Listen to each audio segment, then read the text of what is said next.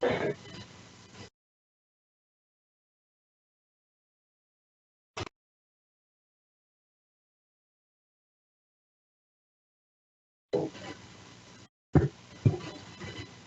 evening and welcome to the Orange Water and Sewer Authority Board of Directors work session this Thursday, November 14th, 2019.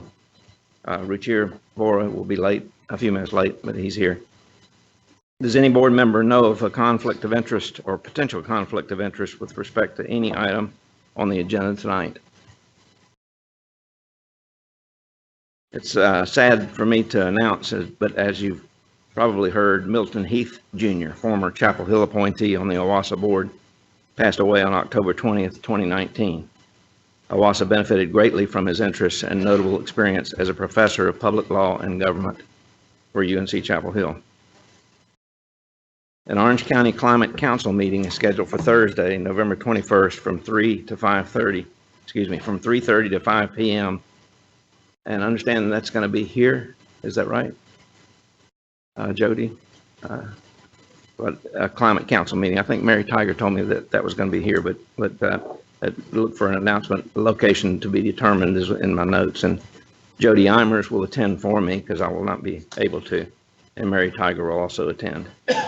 I believe Mary told me that they had she had offered and they had agreed that the meeting would be held here at OWASA, but that's take that as tentative, please. Earlier today, a meeting was held with Orange County Board of County Commissioners Penny Rich and Mark Markopoulos, Jody Eimers, Ed Kerwin, Mary Tiger, and I to discuss Orange County Climate Council, OWASA's forest management, OWASA's solar project, and our Care to Share Day on November 21st. Penny suggested that the Board of County Commissioners would also support a proclamation for Care to Share Day, which has been scheduled for their November 19th meeting next week. Denise Battle, our customer service manager, will attend for OWASA. We agreed to continue our regular check-in meetings 3 times per year. We expect our next meeting will be in January 20th. And I guess I should note that we also discussed our resiliency efforts here at OWASA. Is there anything else? Should I end, Jody? Okay. I'm pleased to announce November 21st is Care to Share Day. Care to Share is OWASA's customer assistance program ensuring local families unable to pay their water bill are not without this vital resource. Care to Share is administered through the Interfaith Council for Social Service. The program has been supporting neighbors since 1997 and supports 200 families annually. In the lead up to Thanksgiving, we're invited the community to join us in raising funds for Care to Share. Every dollar donated supports neighbors in Carrboro and Chapel Hill in need. Yesterday, Chapel Hill Mayor Pam Heminger proclaimed November 21st as Care to Share Day. And on next Tuesday, November 19th, Mayor Lydia Lavelle in Carrboro will do the same. And Penny Rich at the meeting this morning was very enthusiastic and invited us to invite her to entertain that at the Board of County Commissioners. That was exciting. I invite everyone to learn more about the program and ways to support it at caretoshareday.org. That's the new website that OWASA has rolled out, and I've been there, and it's got a lot of good information. I encourage everybody to look at that website. I express my thanks to the community for their kindness and generosity. A special meeting of the board has been scheduled for Wednesday, December the 11th at 6 p.m. in the OWASA boardroom with Slavin Management Consultants to discuss matters related to the recruitment, assessment, and selection of OWASA's next executive director. Next on the agenda, announcements by board members. Bruce Bowen has an announcement. The Finance Committee met on Tuesday, November 12th, to discuss the members' evaluation of the social, regulatory, and environmental responsibility of 4 of the respondents to OWASA's recent request for proposals for banking services. The committee members reviewed and evaluated the social, regulatory, and environmental responsibility information provided by the respondents and ranked the 4 banks in accord with the members' assessment of the bank's programs and commitment to these issues.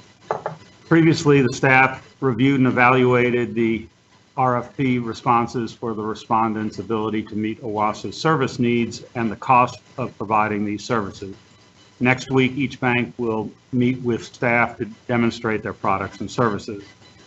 The staff will combine its assessments with the Finance Committee's assessment, and at the board's December 12, 2019 work session, staff will present a summary of these three elements and recommend a banking service provider. Thank you, Bruce. Announcements by staff. Stephen Winters has an announcement. Stephen Winters, Director of Finance and Customer Service. Just want to let everybody know it's called pricing, but essentially we didn't sell the bonds today, but we essentially sold them. The sale will happen later. Between now, it'll actually close on December 12th. That's when we'll receive the money. But the pricing, the interest rate, and all that stuff was locked in today. And on the new bond money, which was, you may remember, is about $18.4 million, our interest rate is a little bit under, just a hair under 2.7%. So that's really nice. And on we also refunded about $10 million worth of bonds that will be paid off over the next 6 years. And the savings on that is about 10% over that 6-year period. And the about $1 million, a little over $1 million savings over that time. So we got a cheaper way to pay off the last 6 years of those bonds. Thank you, Stephen. Any other announcements by staff? Are there any additional comments, suggestions, and information items from any board members? Okay. There being none, we'll move on to the consent agenda. There are 3 action items on the consent agenda, and they are: number 1, approval to execute a contract between the state of North Carolina and OWASA for water supply storage in B. Everett Jordan Lake.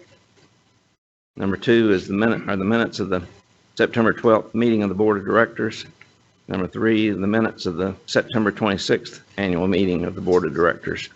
Are there any public comments on the consent agenda? Are there any questions, comments, or is there an item that a board member would like to pull from the consent agenda? John Morris? I'd just like to make a comment on the contract that we're going to sign to set up the terms for repayment for our water supply at Jordan Lake. If history had taken a different turn at a few turning points, we wouldn't be here doing this. When Jordan Lake was being planned by the Corps of Engineers back in the 1960s, the Corps of Engineers felt it was best to make it a multi-purpose project: flood control, water supply, and recreation. But recreation has to be paid for by a non-federal user like us. And so the Corps came around and talked to Durham, Chapel Hill, Raleigh, and so forth, and said, we have this very inexpensive water. Would you like some? And everybody said, we don't think we'll ever need any water. So nobody was willing to sign up. So the Corps came to talk to the state agency, which at that time was called the Board of Water and Air Resources. And it just happened that the state agency was run by no less than 4 retired Corps of Engineers colonels. And so these retired colonels knew that we would need water in the future. And so the state said, okay, we will guarantee the repayment for this water supply. And so that's how the state of North Carolina, in this one unique case, got this water supply to allocate. So time passed, excuse me, and when the lake was under construction, Durham and Chapel Hill sued the Corps of Engineers to prevent them from impounding the lake. Part of the motive was that they felt there would be water quality problems. Another angle was that both Durham and Chapel Hill discharged wastewater in streams that lead into what is now Jordan Lake. So they knew they would have to pay a lot more money to treat their wastewater to a higher level. So they said, that was one of their less advertised motives, for opposing it. So anyway, the federal court did not buy that argument and ruled in favor of the Corps of Engineers. So the lake was impounded. So then we come to the documents that Ruth put into our package tonight, which is in 1988, things moved slowly with the Corps of Engineers. The lake was filled in 1982, but in 1988, the state officially signed its contract to take over the sort of wholesale water opportunity. And so Jimmy Wallace, who was a member of the Environmental Management Commission, Jimmy Wallace was a very colorful guy who had been mayor a couple of terms, he was later on the OWASA board, very colorful guy. So he made an impassioned last minute pitch that the state should not sign this contract. So I was recommending the contract be signed to the EMC at that point. So I had a front row view of Jimmy Wallace in action. So anyway, the EMC did not follow that recommendation. They did sign the contract, and so here we are. So, things could have been different, but here we are. So I just mentioned this for one thing. I love history, but for another, as we're planning ahead for 50 years in the future for water supply, there may be many variables that we're not even thinking of now that come along. So thanks for indulging me on that. Okay. Thank you very much, John. Interesting bit of history there. Any other questions, comments, members of the board? If there are no questions or comments, may I have a motion and second to approve the consent agenda? Motion by John Morris, second by Bob Morgan. All those in favor say aye. Aye. All those opposed say nay. The motion carries unanimously. Okay, moving to the regular agenda, long-range water supply plan, Ruth Rouse. Right, good evening. So tonight we're going to talk about the long-range water supply, kind of our proposed process for you all to see, and then the schedule that we've laid out, or as much of the schedule as we've laid out for you all to look at. In terms of the process, I think it's kind of summarized on page 4.1, and then I think that more details actually provided in that attachment 1 summary that outlines the descriptions of everything that we'll be bringing to you all, as well as the type of feedback and guidance and approvals that we'll need from the board of directors at each of those kind of steps within the process. In terms of the schedule, there's nothing that's driving the schedule. There's no statutory thing. It's just, so if at any time any of you feel like, whoa, I need more information, or we need to talk about this more, we can always take more time to do that. So never feel like you need to be rushed. We understand that these are important decisions coming down the pipeline, and we can take the time that you all need to make an informed decision. So there are 2 items on that schedule. In December, we're going to bring you just some model runs that show what our risk is of getting below 20% storage, as well as coming into different stages of water shortage and how long you might expect to stay in those, and that's based on historic record. And so Reed Palmer with Hazen and Sawyer will be with me that evening to go through some of those analyses. But we really feel like that's going to set the stage for some of your future discussions on those alternatives analysis. And the alternatives analysis we'll bring back to you at a special meeting of the board, so you can just talk only about that particular subject. And we would like to schedule that with you all, with your concurrence this evening at the end of January. So that last week in January, and then we'll send out a doodle poll if that works for you all this evening. The other thing on schedule that I wanted to point out is that on the 12-month schedule, which is, I guess, pages 6 and 6-7, there's a couple long-range water supply plan items on that 12-month schedule. Staff would propose that we remove those, and then after your January meeting, we may be able to populate some dates back in after the discussion at that meeting. So that's all I had for you all, and look forward to hearing any thoughts that you have on the process as well as the schedule. Okay. Are there any comments from the public? Board member questions and comments? Oh, sorry. Bruce Bowen?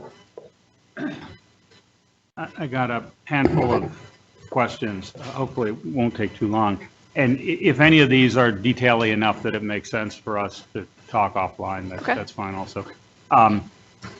January, on the attachment number 1, target board date of January 2020,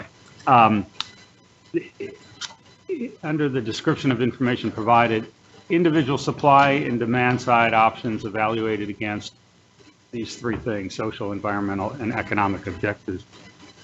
I was wondering, should water quality be an objective also? Or is that somehow captured someplace else? Yeah, I mean, there is kind of, if we felt like there'd be a water quality issue that we could not treat and meet drinking water standards, then yeah, that option would be kind of out from further analysis. Okay, so the water quality gets covered essentially under the economic objectives because it would cost us, we look at how much it would cost to get to a required water quality. And if we can't get there, you just eliminate it, or? I guess I'm just wondering, should we have that in there so that we're being sort of complete in our analysis? Yeah, so there definitely will be different levels of treatment for different alternatives. And so those different levels of treatment will be brought into that economic analysis. And I'm not aware of any of them that we think right now we needed to throw out. I can't think of one that we would just toss out up front. But if there was something up front that was brought up that we just felt like, no, there's too much risk there, that we wouldn't be bringing that forward. Okay, fair enough. Then on attachment 2, so the supply side strategies, I don't understand the difference between number 3 and number 4. So these are both have to deal with the Western intake. Yeah. Yeah. So in number 4 is probably the easiest one to explain, and that would be we're a full partner in it. So we are we're a certain percent owner within that treatment plant. Yep. Number 3 would be Chatham County, Pittsboro, and Durham would be the owners of that plant, and we'd enter into an agreement with them that guaranteed some kind of capacity. So it's really more similar to that option 2, where we'd enter into that agreement with Cary. Got it. Maybe it's worth explicitly saying that, because by using the word other in number 3, it sort of indicates that we're, okay. And then I don't understand how number 7 would ever make more economic sense than number 8. Again, maybe this is too much of a detail to take up we'll board definitely time, bring you these back, but actually staff would flip that. Really? Yeah. Mainly, I think because, well, there's a couple reasons.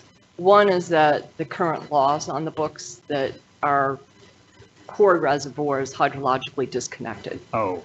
So there's a legal benefit to it. Okay. And then also that during much of the year, water's just spilling over University Lake. So we'd be putting a lot of money into something that would just get washed downstream. Yeah. Okay.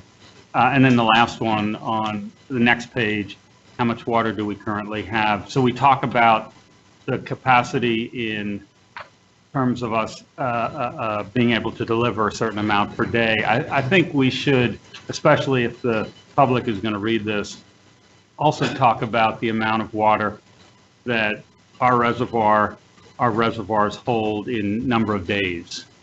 Because I think that's the way people think about droughts, is how long they are. And so you're talking about in the draft outline? Yeah. Okay. Yeah. And that would, to be consistent, we should talk about how many days our reservoirs have, and then how many days our amount of Jordan Lake provides also. That's it. Thank you. This is a good summary. Thanks, Bruce. Any other comments, questions by the board? John Morris? I just had a couple of sort of high altitude points that I think we ought to keep in mind as we're looking at these alternatives. We have this list of supply alternatives. I think we're all very familiar with that, some of which we already have and some which we could develop. Then we also have some demand reduction alternatives, some of which are very aggressive and would have a considerable capital and operating cost which might be borne by OWASA or might be borne by other actors such as a university. So, given the fact that we have a real abundance of water, particularly for the early stages of our planning period, and we're going to be making expenditures to secure our water at Jordan Lake, or at least I anticipate that we'll do that. I think it might be, I think it would be acting at cross purposes if we're investing both in adding to our supply and reducing demand early in the planning period. So we may want to think of deferring those aggressive demand reduction efforts to later in the planning process, when we've already absorbed the expenditures to incorporate our new sources. The exception to that would be if some partner wanted to implement one of those demand reduction actions. For example, the university is building a lot of new buildings behind the hospital. And so if they did want to use reclaimed water and do dual piping and so forth, I suppose we could cooperate with them, but presumably that would be their capital cost. It just doesn't seem, this is just a thought on my part that we may not want to aggressively pursue both of those at the same time because they could both be expensive. Also, the demand reduction options reduce our revenues. And we need to make sure that as we're evaluating these options, we have we're paying attention to what that revenue effect would be so that we don't, jeopardize our budget and make us have a lot of high rate increases. One other thought I had was that, this has been a huge project to update the long-range water supply plan. And, the materials that Ruth has provided for us have really been excellent. It's been a huge project. I wonder if in the future we might think about the alternative of updating the plan in a more modular fashion. For example, once we complete this update, I think the board should take a look at it every year or two and make sure things are as up to date as they need to be. But for example, if we get a new set of regional population projections, I think we could incorporate those into the plan without having to redo the rest of it. We could work that in and be up to date on that. And similarly, if some new water use technology developed or some new source that we might want to look at developed, I think we might consider that as kind of an amendment that we could add to the plan. And so if we did, this is something that would take some thought, but instead of having a huge update process that would take several years, once every 10 years, we might go at it in more of a modular way and bring different pieces of it up to date as need be. I think that would kind of help the board keep fresh on the whole plan, and that's just a thought that we might want to consider as we, wrap up this process. Thank you. Okay. You have any more comments, Ruth? Okay. Any other comments from board members? As I understand, you just want, you're looking for comments tonight, but we're going to proceed with the discussion of the alternatives at the next meeting. We'll do the risk at the next meeting, and then January we'll do, if that's, and then we'll move if from that there. schedule works for you all. Yeah. Okay. And you're looking for really general support from the board to proceed in that direction. Yep. So without objection, I think that's fine. That Andy will hold board meeting sometime the last week of January. A special meeting for, to discuss this in the last meeting in January. Okay. And then you're good with us taking those two items off the 12-month? We'll add them Yes. back in after. Okay. Just want to make sure. Everybody agree with that? Okay. All right. Okay, Well, thank good. you. Thank you.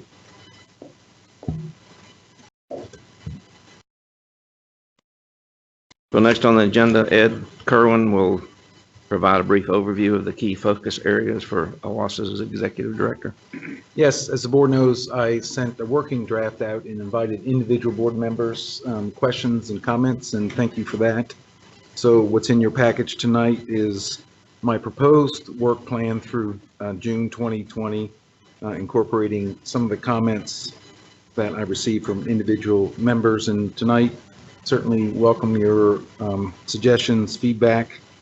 And if you're comfortable approving tonight or approving it with some amendments, that's great. Or if you need more information and would like to take it up again at our December meeting, that's certainly fine as well.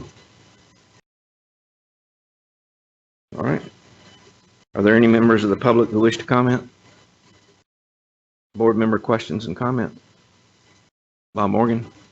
On the greater minority and women-owned business enterprise interest participation in bidding and capital improvement projects.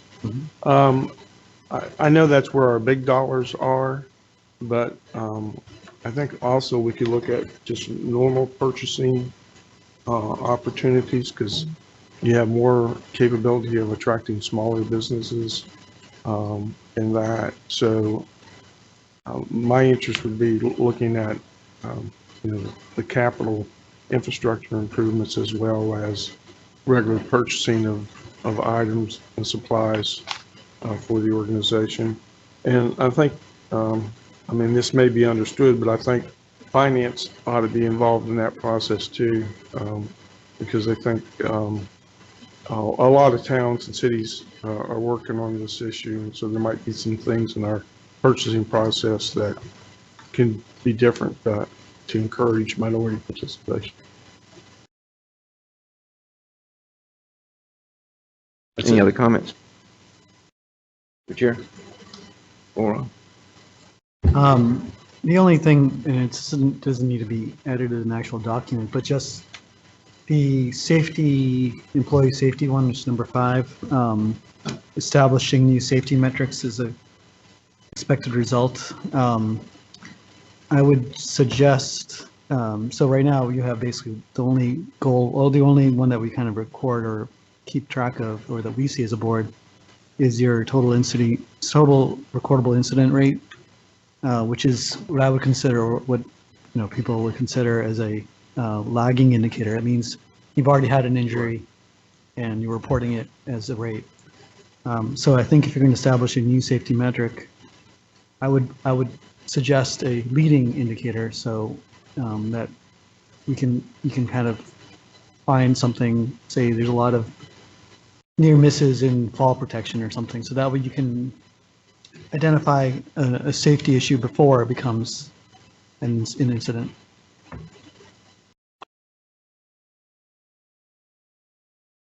And Andy, didn't we put on the schedule somewhere the next, deep dive? I know Yes. there was some suggestions on that, and we suggested a timing with some of Tyrus Johnson's work on that. Yes, yeah, sure is. March 12th. So we've targeted that meeting to report back on some of the KPIs. So that'll be an opportunity for the board to discuss that, halfway through the work plan. So I appreciate the feedback. any other comments? Questions by board members? Okay. So we need a motion now. Will you accept these editorial comments? Yes. And then, Yes, and I know the motion's not in your package. I know, Ray, you have one in your speaking notes. Yeah, If yeah. the board's ready to act. so the proposed motion is to approve the key focus areas for OWASA's executive director for the period of October 2019 to June 2020. May I have that motion? Bob Morgan, Second. Richard Vora seconds. Bob Morgan makes the motion. All those in favor say aye. Aye. All those opposed say nay. Okay, the motion passes unanimously.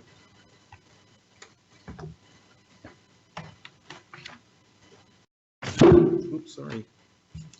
So the next thing on the agenda is to review our board work schedule. Are there any members of the public who wish to comment? Okay, and I understand that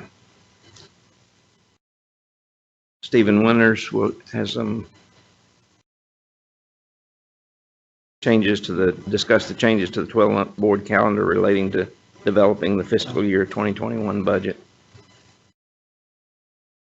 Yes, sir. Thank you.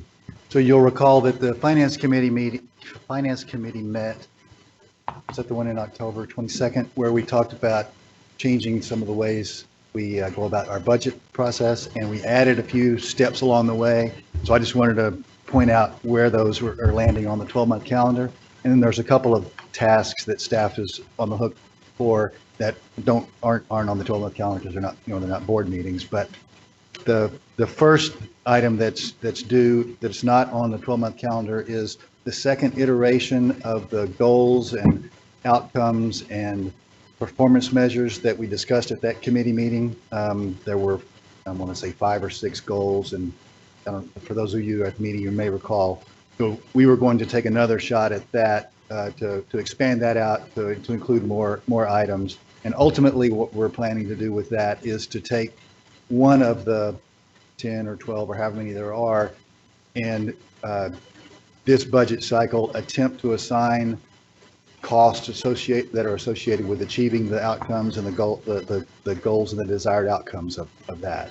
It'll be kind of our first iteration of that new process. So the second iteration of that table that we talked about at the committee meeting, we're going to have another version of that ready by the end of this month. On the 12-month calendar on February 13th of next year, that's when we scheduled to have the department managers come and talk about their budgets. That was another thing that was that the committee requested, and staff, agreed that was a good move. I think it was Ed's suggestion, and we all thought it was a good idea. That's February 13th. On the also in February, but we don't have a date yet, will be a finance committee meeting to do an in-depth review of the first draft of the operating budget. And then on March 12th at a work session, we plan to have that first, you remember I said that we would pick one of those goals and try to cost it up. Well, we hope to have that at the March 12th meeting. And then as needed, we'll schedule additional finance committee meetings during April and May, if it comes to if we need. So those are the things I wanted to point out. That's according to the schedule that you and I talked about the other. Okay. Any questions or? Thank you. Okay. Thank you, Stephen.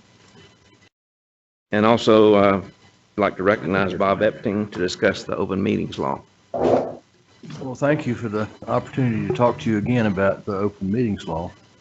From time to time over the years, we have tried to take every opportunity that came along to remind the board that the principles that drive the open meetings law are to assure that the public has access to all of your deliberations, that those deliberations are done in a setting that is both public and noticed as required by the law, and that those deliberations are thus made transparent, understandable to the public. One of the things that is often lost is the definition of open meeting, because of course this is an official meeting of the board, but the way the statute defines an official meeting is actually much broader than just if you get together here in this room after a regular notice or a special notice of the meeting is given. And I would just want to remind you tonight of that definition of an official meeting. That definition reads as follows. Open meeting means, that is, official meeting means, and the open meeting law applies to all official meetings. Official meeting means a meeting, assembly, or gathering together at any time or place, or the simultaneous communication by conference telephone or other electronic means of a majority of the members of the public body for the purpose of conducting hearings, participating in deliberations, or voting upon matters before the board. I won't go on with the rest of it. Of any public business within the jurisdiction, real or appearance of the body. So if you're talking about the World Series, then you know that's not going to be an official meeting. I don't care if all 9 of you are online at the same time. But if all 9 of you are online at the same time or in sequence to a body of messages in which the conduct of business, of OWASA's business is being discussed, then arguably, even though that's not a meeting held in the meeting room, it's not a meeting been officially noticed, it is within the definition of official meeting. Now, that's not to say that there's been any conduct on the part of any of you as members or even of previous members that was intended to violate the open meeting law, or that in fact did violate the open meeting.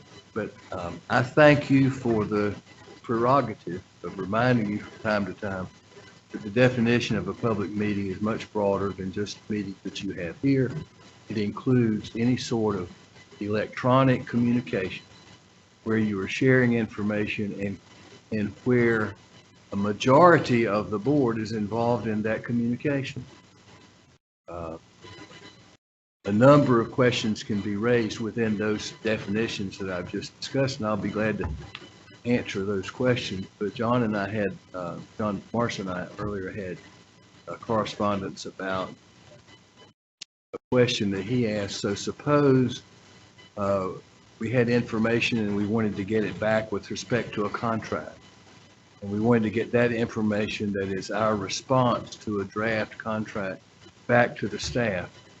Would our communications to the staff that then might be shared by the staff with other board members be an official meeting violation of Peace law? And the answer to that is, I think one word answer I gave was yes, but I think that was appropriate.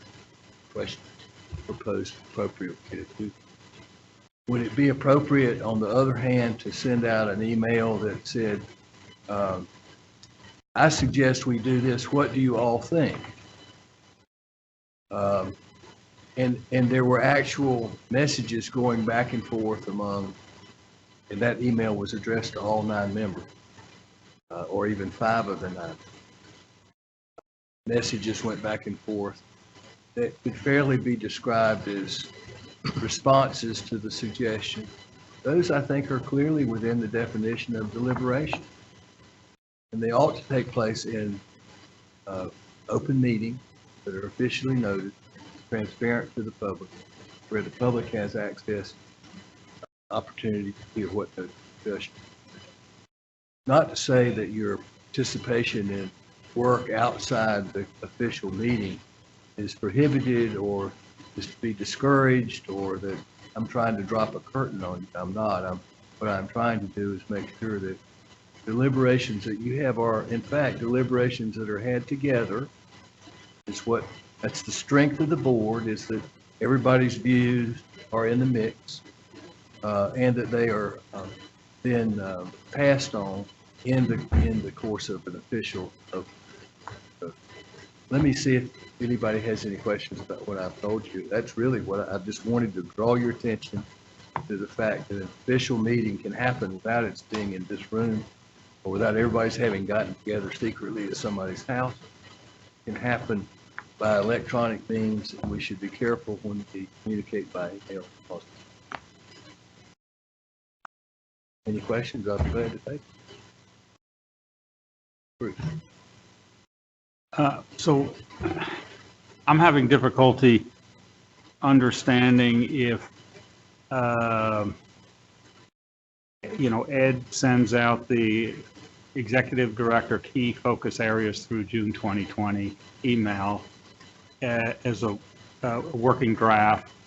And I don't remember exactly the cover letter to it, but when I read it, I responded with questions or suggestions. That's not, that it went to all of us. So that now that really wasn't appropriate for me to answer, is what you're saying. No, I think it's appropriate for you to answer Ed. I think it is, your message to Ed can even be shared with other board members, and traditionally has been whenever there's communication. What I think you should be wary of is any communication that might be construed as one step beyond that. That is involving deliberations among board members, and again, Okay, among a majority of the board. okay, Now, let me remind you that it's a majority of any board or any committee of the board. right. And so if you have a 3-person committee and 2 people on the committee call on the telephone and talk about business of that committee, they're violating the open meeting. Got it. So if, Which is one reason why we try to have at least 4 people on committee, okay, so that you can have one-on-one phone calls and share information in that way, but not, certainly, and if you were doing one-on-one phone calls with the intention of reaching everybody one-on-one and reaching a conclusion, you're going to violate the spirit of the law. And yeah, I have served on commissions. Don has been aware of commission activities in the past at the Environmental Management Commission. When I was first over there, I remember that there was a group of commissioners that got together on the night before the meeting and deliberated about the business of the commission, and then came the next morning ready to make a motion and vote. None of those, and part of the reason I'm very sensitive to it is that I was never invited. I hope wouldn't have gone. But, and you don't do that, and we've never had a situation that I know of where that has happened with the board. But I think that's in part because we emphasize this sometimes. And if an opportunity comes up to say, well, here's something, let's be cautious about this, then please don't take offense. Please just take that and sort of celebrate it as a reminder of the ethic that we have always practiced at OWASA in compliance with. okay, so just, going back to the case of the comments on something that circulated by email, because I think that's probably the most common way that we're communicating. It's okay for each of us to give feedback to whoever sent the document Yes. by email, copying everyone. It's probably not okay for then a third party to comment on a comment that the second party made, because that could be construed as, deliberating, not in an open meeting. I would say, Is that I would say that you should exercise caution in that regard. I'm not prepared to say tonight. If I had to say, I would say avoid it. Okay, I'm not prepared tonight to say that it's a violation of the law. But I okay, think the spirit of the law is what drives your communication.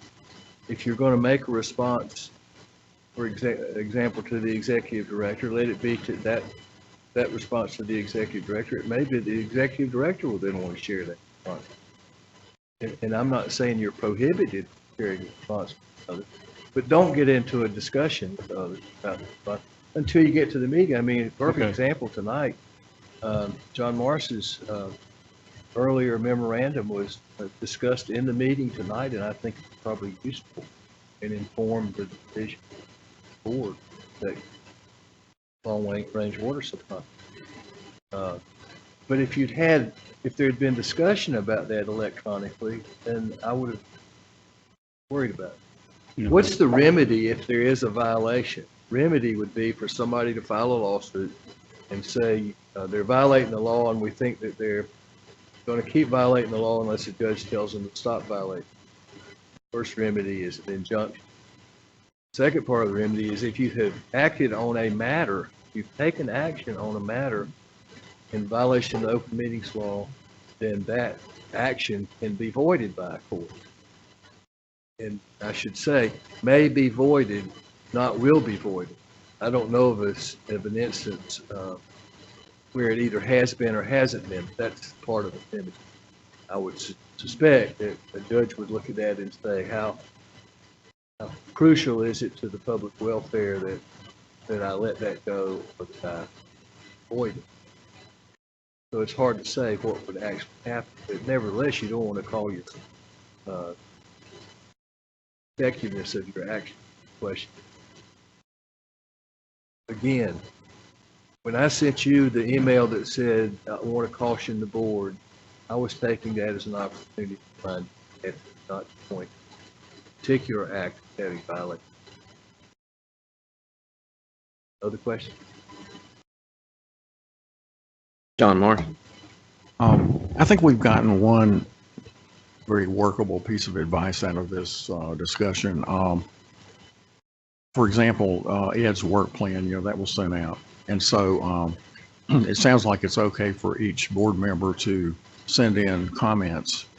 And then that goes to Ed for him to accept them or not accept them, or to include them or not include them in a revised version, which then comes back to the board to be approved. And Bruce, I think I can think of a way of getting around your problem. For example, if you had said, I think B should come before A, I think I could send in my own comments. It might include several things, but I could say A should come before B, and I wouldn't be commenting on your suggestion. I'd just be saying that's my view. And so then Ed could take that and do as he wanted to. I think we had one other example like this. I think it was the contract with Slavin. That's right. And several people had comments on that. And the resolution of that was that I guess the administrative staff here would take all those comments and either accept them or not. And then that would come back to the board. So I think that's and so excuse me, and then it would be at the board would be the appropriate place for conversation among board members. But I've got a question. So this week I sent out an email to the board with some of my own ideas about the long-range water supply plan. So I didn't say to people, let me know what you think, or please support these ideas. And so I just sent that out. My thinking was, maybe those would be useful items for us to discuss. So was that allowable, Bob? I certainly did not mean to imply that was a violation of meetings law. I did see your response to Jody saying that you didn't intend it to be, certainly, and I didn't construe it to be, but I think it is an example of things to be considered thoughtful. I think Jody construed it to be not allowable.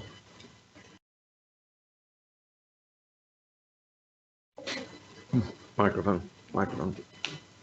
If our legal counsel has any qualms, if there's any sort of question in his mind, then I think we should, for appearance's sake, avoid that type of electronic communication that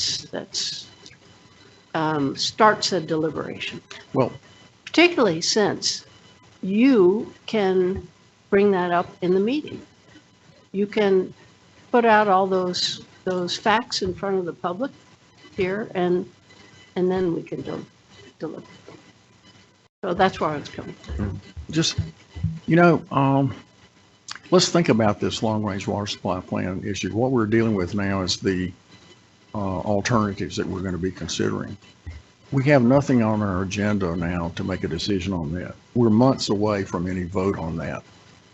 And so I really think, Bob just said that my message was okay. It doesn't violate the open meetings law.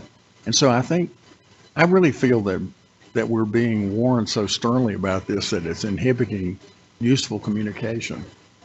I would really like to have other board members send out ideas that we ought to consider in the future. And it's very easy to avoid deliberation. And I think the key sentence in Bob's email, this was one of his earlier emails, caution should be exercised not to communicate and come to agreement as a board over the internet. Okay, that's very easy to avoid that. But I think that leaves a lot of room for communication, and I feel that we're being intimidated not to have that kind of communication. Well, it certainly, let me defend myself, certainly was not my intention to intimidate or bully anyone. In fact, I don't know of any of you who would be subject to that if I tried it. I probably should have said or instead of and in that sentence you just read. Caution should be exercised not to deliberate or reach a conclusion. I forget exactly the wording there, but it shouldn't be and, it should be or, because the statute is not talking about making decision. It is talking about deliberating or making decision. It cautions you not to deliberate among a majority of yourselves without compliance with the open meetings law. And it cautions you not to do that electronically. So I'm not, I do not wish to back off that advice. On the other hand, I certainly don't want to dampen anyone's enthusiasm or interest in a subject matter that the board, that is typically and constantly before the board. I encourage that, and I think we are all better off because of your energies and expertise and experience in that regard. Well said, Bob. And I think that, I didn't hear you say anything about that should inhibit us from exchanging information. And that's the way I took your message, as informational, not as something to debate, offered for debate through the electronic system, through the cloud or whatever. But just I took that as information, as you have sent us some very, very informative emails before about different subjects, and that's just the way I took it. So, any other comments regarding that? We're still discussing. We put this into the section to discuss the board schedule, so that's still on the table. Are there any other comments by board committees, board members, and staff regarding board schedule? Yinka, Iancoyo? No, mine was on the past, the open meetings Okay. that we were just discussing. So I know for me and how I feel when I've been receiving, not a specific person, but certain emails that when I look at it, it does seem to be granting like new ideas that are going to be coming before the board that sometimes informs decision making by the time you get to a board meeting, because you've already heard the person's ideas of processes or procedures that they want to have in place without necessarily it being a discussion. But once you hear that one person's thoughts and opinions, then it doesn't give you time when you get to the board meeting to figure out what are your own thoughts or what are other board members' thoughts, because you've already seen that one board member's thoughts on that. So for me, I don't respond to, well, I don't respond to a lot of emails, but I really don't respond to those emails where then I see other board members start participating in, I guess, their own feedback to either that subject, but not necessarily responding to that board member. That was just what I wanted to say. Any other comments? Are there any other requests by board committees, board members, and staff regarding schedule? Ed, do you have anything? Okay. You want to review the December 12th board meeting? Yes, it's found on agenda page 6.2, 6.3, the three main items for your December 12th work session. As you heard earlier, staff will make a recommendation for the provider of banking services for your consideration. As Ruth mentioned, you'll hear from Ruth and Reed Palmer from Hazen and Sawyer about the evaluation of water supply risk. And you'll also get a report from Vishnu Van Ganneren regarding minority and women-owned business enterprise contractor participation. And then if you flip the page, agenda page 6.4, 6.5 is the draft agenda for January 9th. 4 key items. We'll be getting our first update from Hill, Chest, and Woody regarding employee health and dental and a forecast for next fiscal year. You'll get one of your regular updates from our team on diversity and inclusion work. Todd Taylor will update you on comments received regarding the sewer use ordinance, and you received an email from Todd earlier today where Carrboro staff had provided some comments and they wanted to also share that with their board of aldermen. And Todd will be attending I think the meeting next week with Board of Aldermen to answer questions or receive feedback on the sewer use ordinance. And then Mary Tiger will present an update on our affordability outreach program.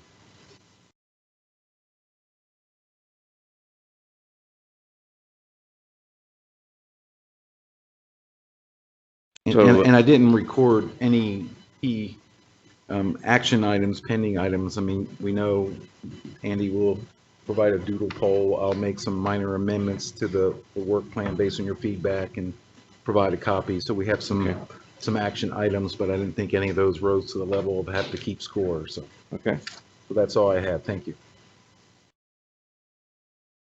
And we need to convene in this closed session for the purpose of discussing a personnel matter. And